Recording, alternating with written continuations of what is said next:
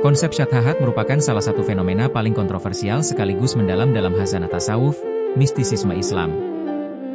Ucapan, Ana al-Haq, akulah sang kebenaran, yang dilontarkan oleh Husain bin Mansur al-Hallaj pada abad ke-10 adalah contoh paling ikonik dari fenomena ini.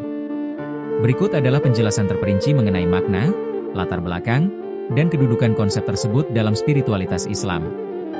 1. Apa itu syathahat? Secara etimologi, syathahat berasal dari kata syathaha yang berarti meluap atau gerakan air yang memancar dari wadahnya. Dalam terminologi tasawuf, syathahat adalah ucapan-ucapan ganjil, paradoks, yang keluar dari lisan seorang sufi ketika ia sedang dalam keadaan spiritual yang sangat tinggi, yang disebut dengan wajh, ekstase, atau fana, leburnya kesadaran diri. Penyebab, sufi tersebut merasa tenggelam dalam kehadiran Tuhan sehingga kesadaran akan egonya sirna.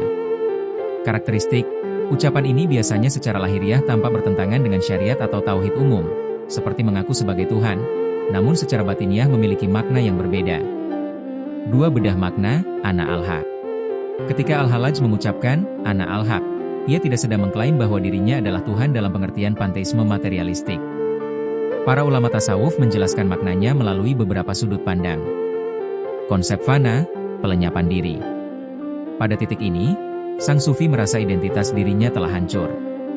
Seperti besi yang dibakar api hingga memerah, besi itu bukan api, namun ia memiliki sifat api. Ketika besi itu berbicara, ia berkata, "Aku adalah api." Padahal ia tetap besi yang sedang diliputi api. Al-Haq sebagai realitas mutlak. Dalam bahasa Arab, Al-Haq adalah salah satu Asmaul Husna, nama Allah, yang berarti Maha Benar atau kebenaran mutlak. Al-Hallaj merasa bahwa tidak ada yang benar-benar ada, eksis, kecuali Tuhan. Maka, ketika ego manusianya hilang, yang tersisa hanyalah Allah. Ucapan itu dianggap sebagai Tuhan yang berbicara melalui lisan hambanya. Teori hulul, inkarnasi spiritual. Al-Hallaj sering dikaitkan dengan paham hulul, yakni bersemayamnya sifat-sifat Tuhan ke dalam diri manusia yang telah suci. Namun, banyak pakar menjelaskan bahwa ini bukan penyatuan zat, melainkan penyatuan kehendak dan kesadaran. 3. Kontroversi dan dampak hukum. Ucapan ini membawa konsekuensi besar bagi Al-Hallaj. Hukuman mati. Pada tahun 922 M, Al-Hallaj dieksekusi di Baghdad. Para fukaha, ahli hukum, saat itu menganggap ucapannya sebagai kekufuran, murtad, karena dapat menyesatkan umat awam yang belum mencapai tingkatan spiritual tersebut. Sikap para sufi lain, Al-Ghazali, membela Al-Hallaj dengan menyatakan bahwa itu adalah kesalahan dalam pengungkapan akibat mabuk spiritual, sukr, bukan kesengajaan untuk syirik.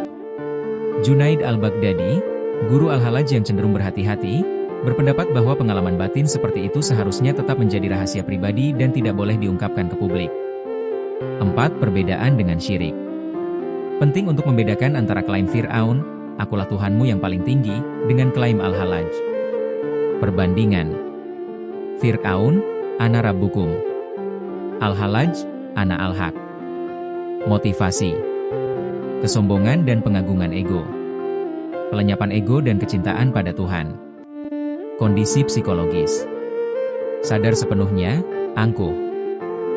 Ekstase spiritual, mabuk cinta. Tujuan. Menuntut penyembahan dari rakyat. Pengakuan bahwa hanya Tuhan yang eksis. Kesimpulan. Ana al-Haq bukanlah pernyataan ketuhanan secara fisik, melainkan ekspresi dari pengalaman mistis di mana seorang hamba merasa tidak ada lagi pembatas antara dirinya dengan Sang Pencipta. Dalam dunia tasawuf, ini disebut sebagai bahasa cinta yang melampaui logika akal sehat.